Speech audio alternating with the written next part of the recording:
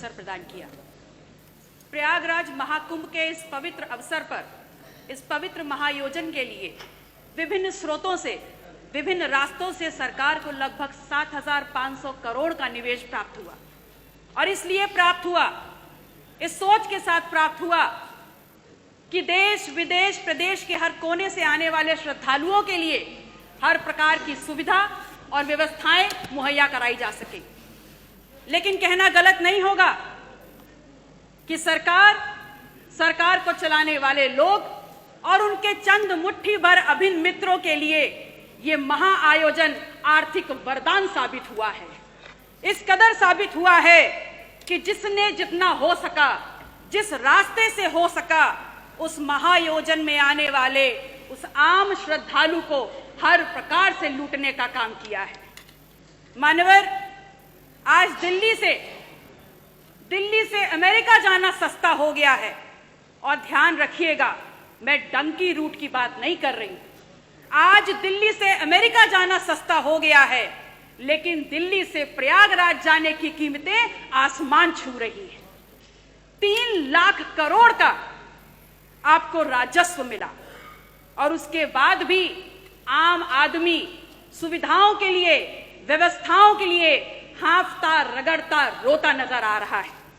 मान्यवर, सामाजिक और धार्मिक आयोजन में सरकार ने अपनी तरफ से व्यवस्था की गारंटी ली थी, तो आज सरकार को सामने आकर के इस बात को स्वीकारना होगा कि आप ठीक व्यवस्थाएं दे नहीं पाए। उस महाकुंभ में आई हुई संख्या को अपनी उपलब्धि ना बताएं, क्योंकि उस महाकुंभ में आई हुई जो संख्या है वो भारतीय समाज के धार्मिक चेतना का परिणाम है, वो आपकी उपलब्धि नहीं है। उसका श्रेय लेना बंद करिए, बल्कि प्रमुखता से सामने आकर के जो खामियां हुई हैं, जो अव्यवस्था हुई है, उसको स्वीकारिए और सबक लीजिए कि आगे ऐसा दोहराया ना जाए। मानवर, समता, समरसता के तथाकथित संदेश के साथ इस महाकुंभ का आयोजन सरकार ने किया और सरकार इतनी निरंकुश हो गई, सरकार का प्रशासनिक अमला इतना निरंकुश हो गया कि आपने तमाम नियमों को धता बताते हुए वीआईपी कल्चर खेलना शुरू कर दिया और इस कदर उसको आगे बढ़ा दिया कि वहां पर वर्गीय विभेद के कारण अव्यवस्था और वहां पर भगदड़ की भेंट चढ़ गया। आम जन की आस्था, आम जन की भावनाएं के साथ जो खिलवाड़ हुआ है वो महज निंदनीय मात्र नहीं है, बल्कि एक पाप है। और वो पाप इस कदर है कि किसी भी प्रकार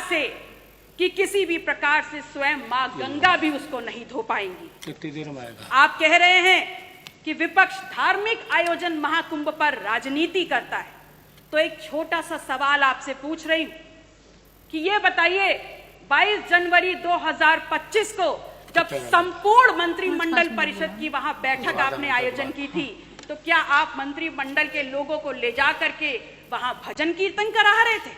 वो भी तो एक राजनीतिक बैठक थी ना। तो फिर राजनीति विपक्ष कैसे कर रहा है? असल में राजनीति कंप्लीट 100% शुद्ध राजनीति तो आप कर रहे हैं, और उसमें भी इस कदर राजनीति कि आपने वहां पर भी, उस पवित्र स्थल पर भी पिछड़ों को पीछे ही छोड़ दिया। आपका नारा है सबका साथ, सबका विश्वास, सबका विकास। तो अगर बात विकास की है, अगर बात विश्वास की है, तो फिर ये बताइए कहां है विकास, कहां है सबका साथ और कहां है विश्वास? सच्चाई ये है कि तथाकथित सरपट दौड़ती विकास की इस ट्रेन को पकड़ने के चक्कर में बहुत सा सामान प्लेटफॉर्म पर पीछे छूट गया, और जो छूट गया उसमें है इस प्रदेश की आधी आबादी की सुरक्षा। जो प्लेटफॉर्म पर छूट गया वो है नौजवानों की नौकरी का सपना, और जो पीछे छूट गया उसमें है शब्दों की मर्यादा और हमारा अदब। शायद इसीलिए उस दिन सदन में जब विपक्ष के द्वारा विधानसभा की कार्रवाई में उर्दू को सम्मिलित करने की बात की गई, तो यहाँ पर अशोभनीय और असंसदीय भाषा का प्रयोग किया गया। तो एक सवाल सीधे सीधे माननीय अधिष्ठाता महोदय, आपके मार्फत आपका संरक्षण लेते हुए मैं नेता सदन से पूछती हूँ, is Urdu an imported language? क्या उर्दू निर्यात करी हुई जुबान है?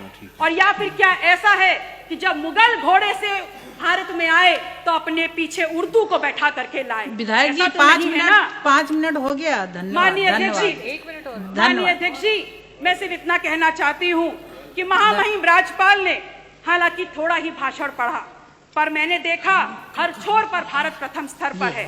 बड़ी प्रसन्नता हुई और अगले ही पल ये भी समझ में आ गया कि माननीय राज्यपाल महोदय की क्या गलती है। वो तो बहुत दूर से आई हैं। असल में उनको जो झूठा सच्चा लिख के दे दिया गया, उन्होंने पढ़ने का काम किया। अगर सच्चाई समझना चाहते हैं तो समझ लीजिए कि NCW के 2024 के आंकड़ों में उत्तर प्रदेश यदि फर्स्ट है तो महिला के ऊपर और अपराधों में फर्स्ट है। अगर फर्स्ट है तो बाल यौन शोषण के मामलों में फर्स्ट है।